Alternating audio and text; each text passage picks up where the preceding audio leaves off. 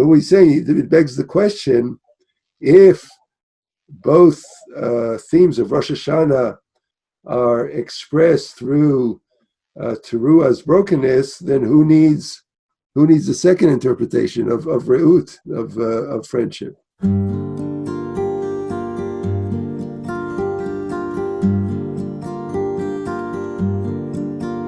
אלוהי, נשמה שנתת בי, טהורה. Yeah, this is exciting. Get ready for Rosh Hashanah. Usually we do the Parsha. So this Wednesday morning is pre-Rosh Hashanah. Has feels like more gravitas, So we'll see what the Slonimer has for us. Well, I tell people who can follow the book with us, and for those who are new also, so we are reading out of Netivot Shalom, the Slonimer, and this time it's out of volume Bet.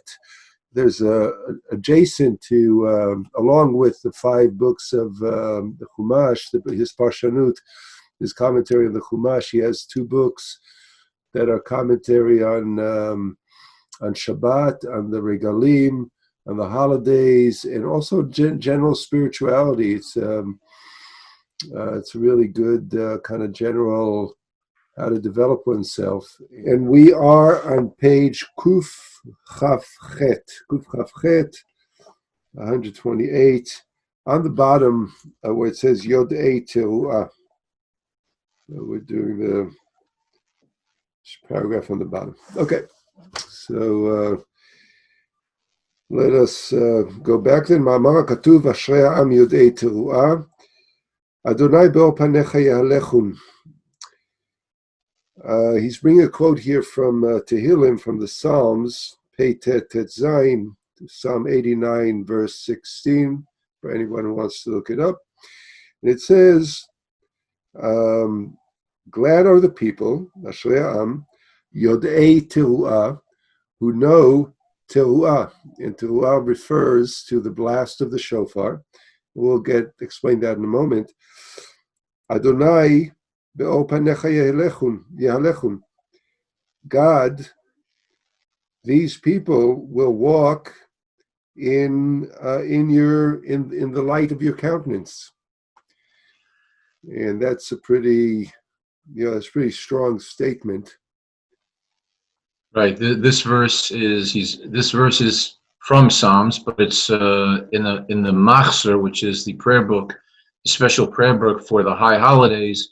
We call it the Machzer, and the shofar is blown at certain different places during the prayer service. There are different customs, etc. But the major place where it's blown is after the Torah reading, before the Musaf or additional service, and the one who blows the shofar. And after he blows the shofar, there are also some psukim, some verses which are said out loud. If, of course, everyone notices that he's not blowing just a blow from a trumpet, there seem to be 3 distinct sounds coming from the shofar blower in shul and synagogue, and they are tekiah, teruah, shvarim, teruah. The tekiah is one kind of middle length blow. The shvarim is we break that into 3. So there are 3 shorter blows which equal the length of the longer blow. So tekiah, right? Shvarim, and then the teruah is the hesitating short staccato blow, 9 of them minimal, equaling in length and time the amount of the tekiah. Right. And the basic understanding here is that they are evoking different types of crying out. The commentary that's specific to what the Slonimer is going to teach is that it's the broken heart. It expresses in the brokenness of the remorseful heart of the person who's doing teshuvah in Rosh Hashanah. Right. The word teruah, one of the meanings of teruah is related to the root of it can be related to shavar. Teruah and shavar, Aramaic and Hebrew, there's a similarity in the lettering. So the word shavar, the root shavar means to break.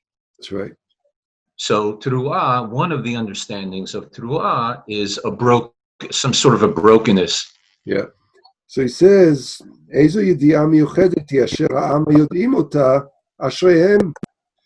What kind of what's this language of knowing teruah? What kind of knowing? What kind of special knowing is it that makes the people who know sad or happy? Ashrei means happy, especially happy. There's some kind of fortune in Ashrei. And why does that bring people to walk in the countenance of God? Which is, to walk in the countenance of God is kind of like a high level. We say we walk in the path of God. We do God's will. We God is on our side. We walk in God's ways. We're godly.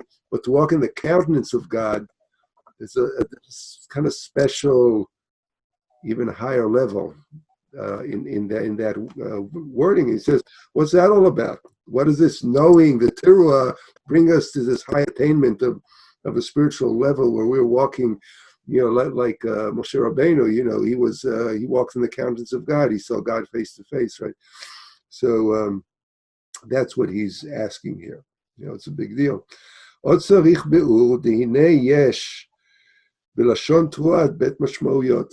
It says, well, we need to then clarify that why and the fact that Lashon Teruah has two different meanings, according to two different interpretations.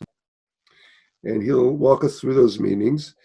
דאיתא בספרים הקדושים שתרועה היא לשון שבירה. He says, it says in the holy books that teruah comes from the word of shavira, like you told us before. It's like synonyms.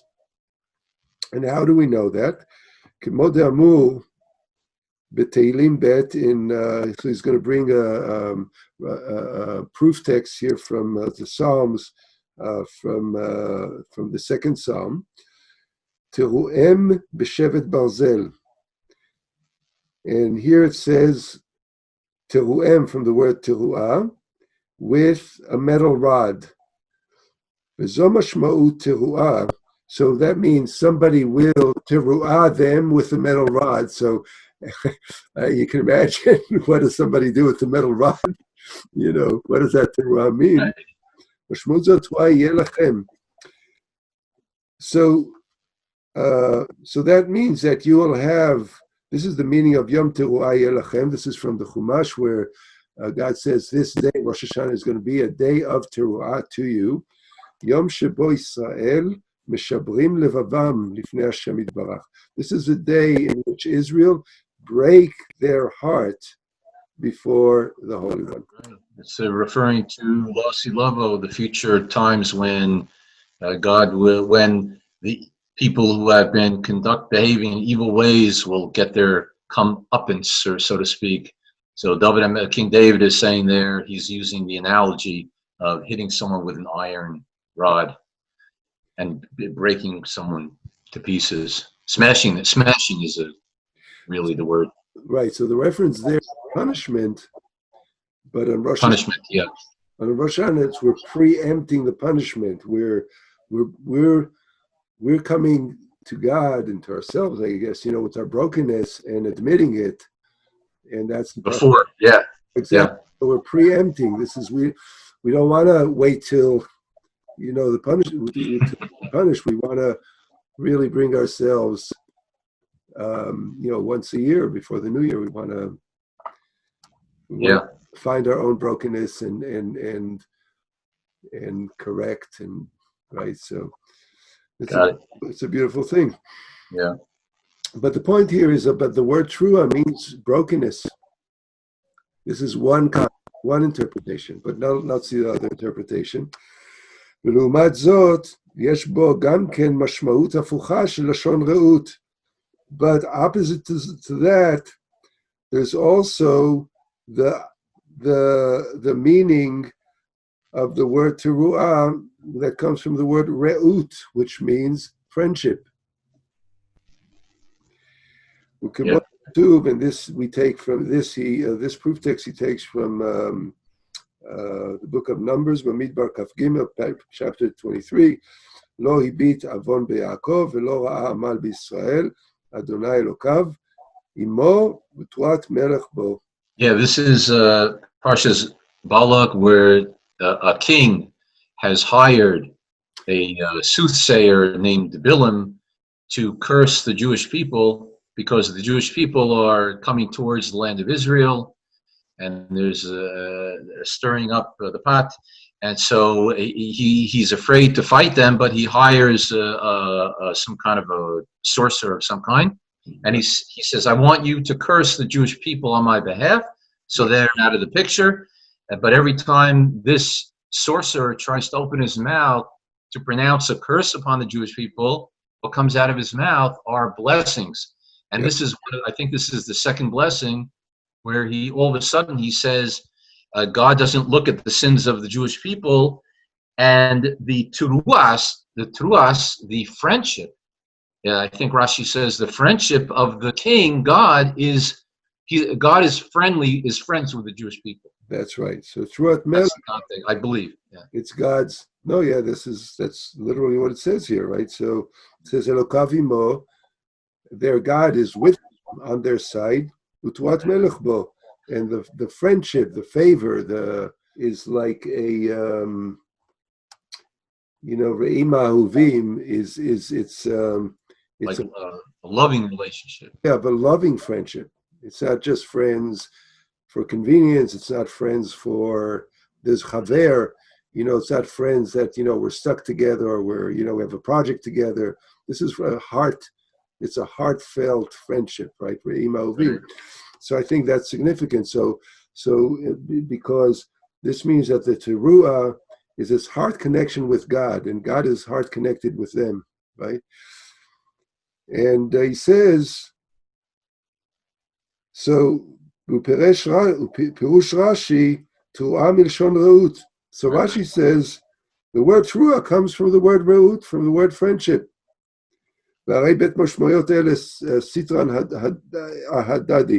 Yeah. These two interpretations are completely opposite. How do you reconcile that? Right. That's go ahead.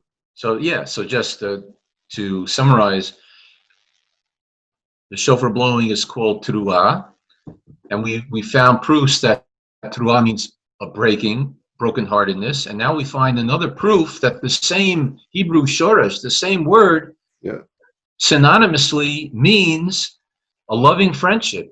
That's right. So at first glance, these two meanings don't seem to be able to have anything to do with each other. That's it. It's a beautiful question. ויש לומר, דבית הפירושים של תיבת תרועה הם כנגד בית העניינים שהבאנו לאל במהות ראש השנה. And we should note that the two different interpretations of the word teruah are parallel the two themes that we have brought before that are in the essence of Rosh HaShanah. So he taught us before there are two themes for Rosh HaShanah. Yom Adin, asher kol baei olam ya'avrun lefanecha kivnei maron. So the first essence of Rosh Hashanah is that it's a day of judgment at which all creatures in the world pass before you, God, like sheep for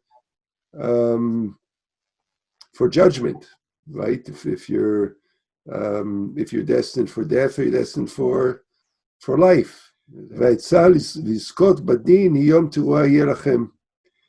And the remedy to be a judge for merit is is the Torah's pronouncement.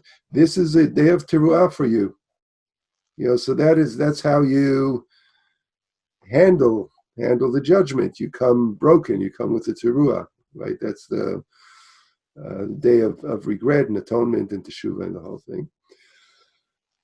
Al yidei she'ishaver libo lifnei Hashem yitbarach. Through the breaking of the brokenness of one's heart before the Holy One, blessed be. So, v'lev nishbar v'nitka Elokim lo tevazeh. And a broken and remorseful heart, God will not embarrass, right? V'nimtakim kol hadinim, and all of the perhaps harsh judgments that are due you become remedied, become sweetened. So the deal becomes sweetened.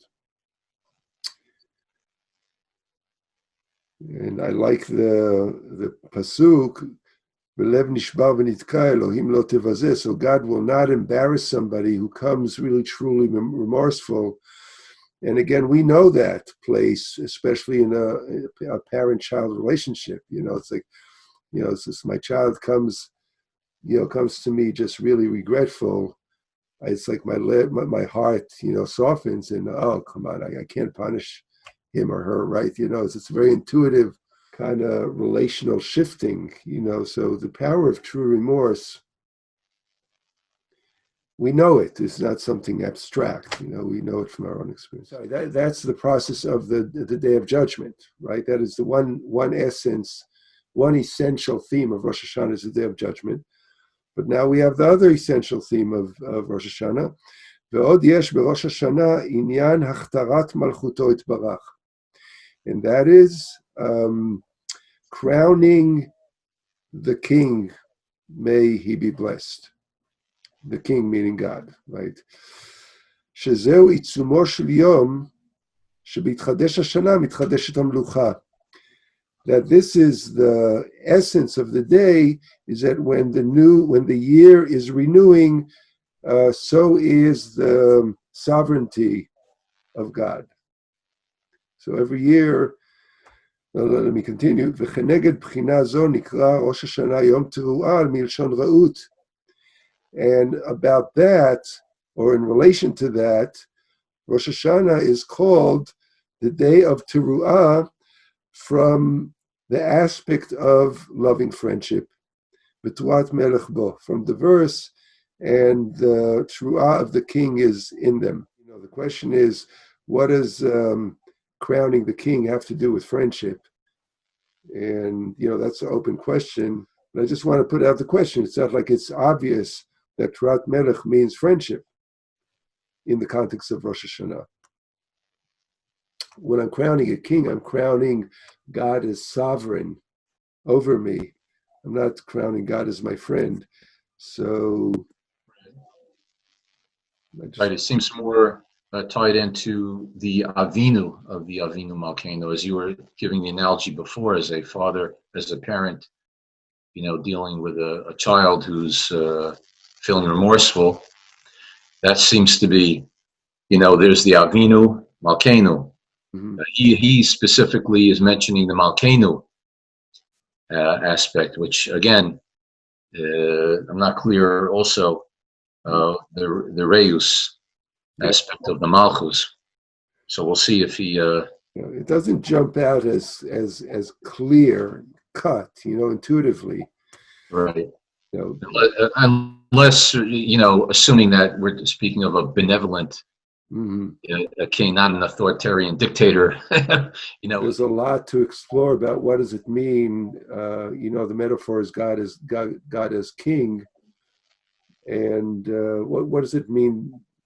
Also deeper than just because it's a political metaphor, right? It's a melech malchei amlachim. Right.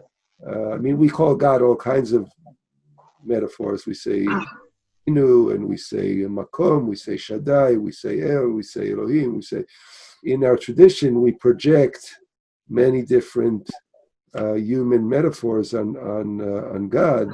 Right. Melech is the aspect of the authority figure who sets the rules and takes care and is the beneficiary of his subjects. That's who right. Are dedicated to the king. That's right. So it's a loving king. So maybe that gets a little bit, like you said last week. You said that that shame, Busha, gets a bad rap, and maybe king gets, especially because we live in a democracy, and where monarchies are really not favored per se anymore, but perhaps at a different time, the image of a benevolent king was more real and more important to people. People love their king, they love their queen. So the word melech comes from a time you had the king. Usually the king was the king of a city, and then you had the king of the region. So the kings of the cities would pay alm, and there was like a contract between the king of the city and the regional king. So you had the melech, and you had melech hamlachim. You had the king of the kings, right? But then the monotheism of Judaism of the ancients said, well, there's a melech malchei hamlachim. There's a king of the kings of the kings. So beyond the great, the regional king or the emperor that everybody else paid, taxes and homage to, there was the king in the heavens, authority that's beyond human authority, right? So that's the source of Melech Malchei Hamlachim. It's trying to build a theology out of a political system that we're not in it, so it doesn't really have the same meaning to us. Right. But the king of friend is as a friend is not intuitive, and I just want to call this out, but we'll see. Omnam la'amito shel davar, and in fact, truly, b'tu'ah lashon shvira gufa, in the interpretation of the word teruah as brokenness, in and of itself, nichlalim bet ha'inyanim Rosh HaShanah. You don't need two interpretations to parallel these two themes of the Day of Judgment and coming close to the king, being friends with the king. Crowning the king. He says both of those are truly, actually included in the meaning of shvira, of brokenness.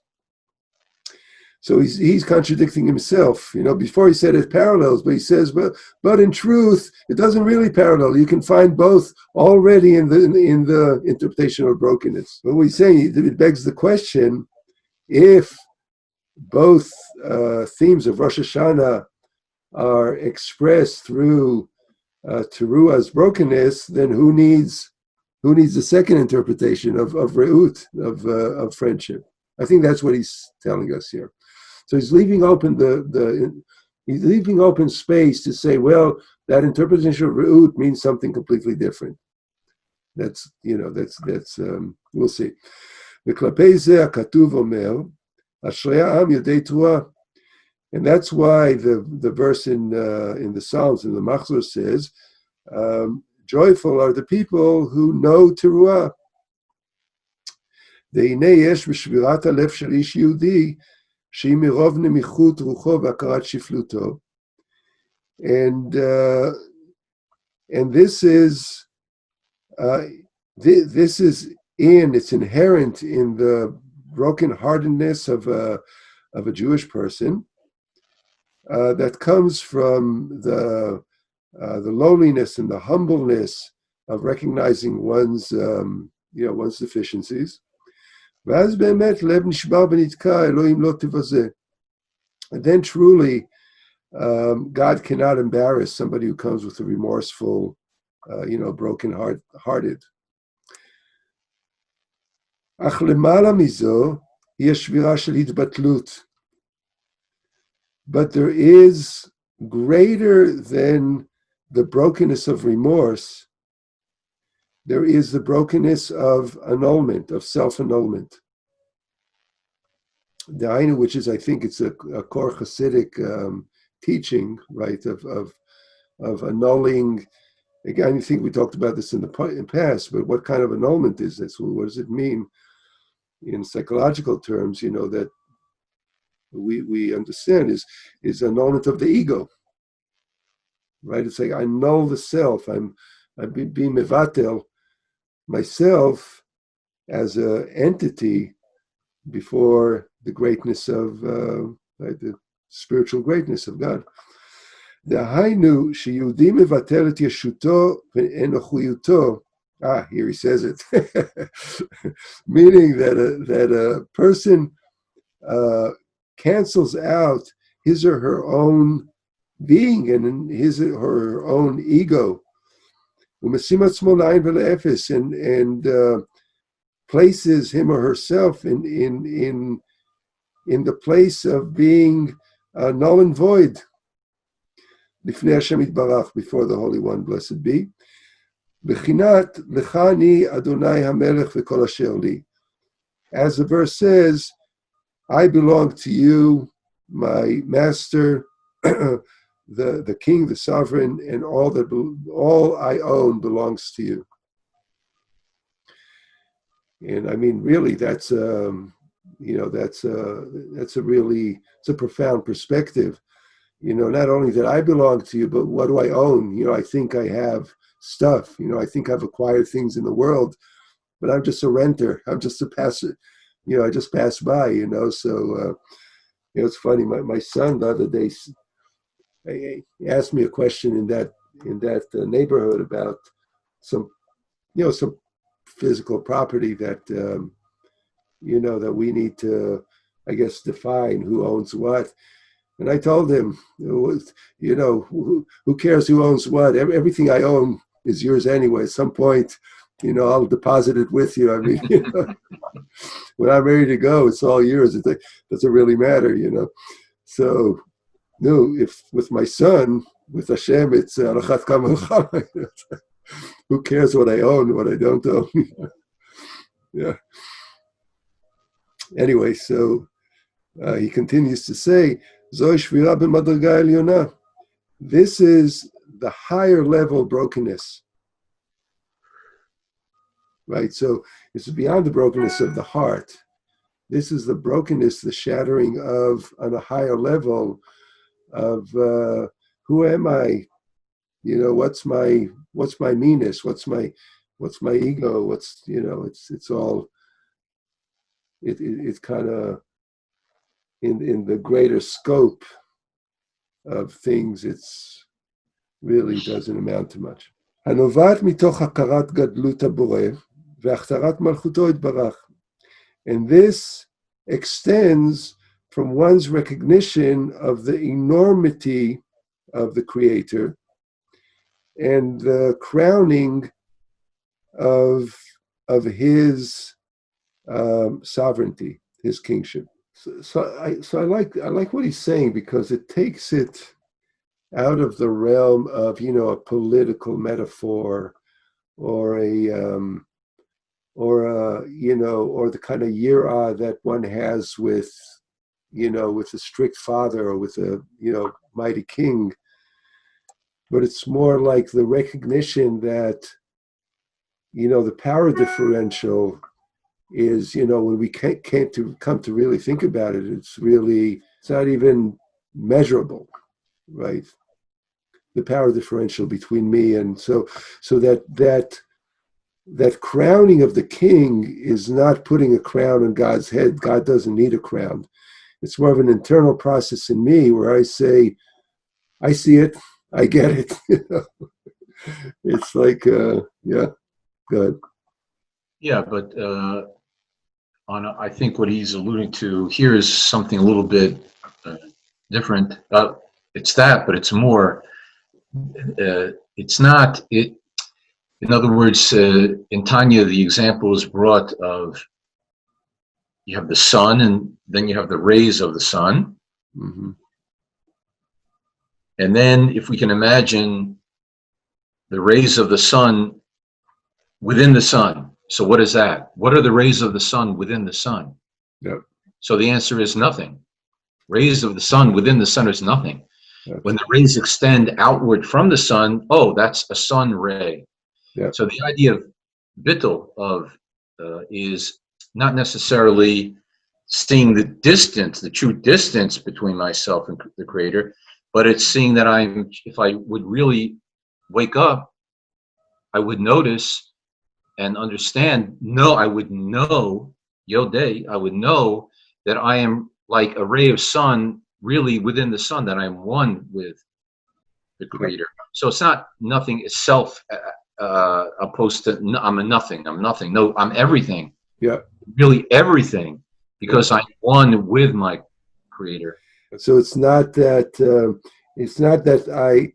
my identity is annulled as if it's tossed out into, it's more like my identity expands to be completely, so it expands to to being everything.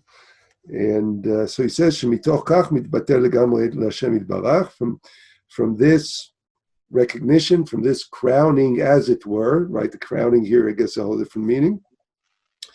A person annuls completely, or because it dissolves completely into the Holy One, blessed be. And this is the advice that benefits us on the day of judgment. So in other words, the crowning of the king is the remedy for the day of judgment. And in that sense, teruah is both coming close to Hashem as a friend, as the bond, with Hashem, in the recognition of that we are this everything. We are this ray of sun that is an extension of the sun. It's one with the sun. And that recognition is the deepest way to show up for the day of judgment, the day of Rosh HaShanah. Yeah, wish all our viewers and listeners all over the world a Kasiva Chasima Taiva Masuka, Lashana Taiva Masuka. We should all be written and sealed in the King's good book of life and health and everything good for a sweet new year. No, this was a little bit of a sour year. For I mean. And I think when we stand on Rosh HaShanah, when we stand in shul or on Zoom or wherever we're going to be, and we say in this book, the Machzer, the prayer book for Rosh HaShanah, who lives, who dies, and we look back on the previous year, so many people dying from this horrible disease and everything else that's been going on. So we hope that the year that's starting this Friday night will be turn the corner, turn it over, bitter to sweet, full transformation. Lots of honey for this coming new year. God willing, we'll see everybody next week on the Amim Noraim for more teachings from the Slonimer, Wednesday at around 9 o'clock, as we do every Wednesday, as long as we're granted the breath and the breath, the brain, and the heart. Yeah. Amen. Shalom for now.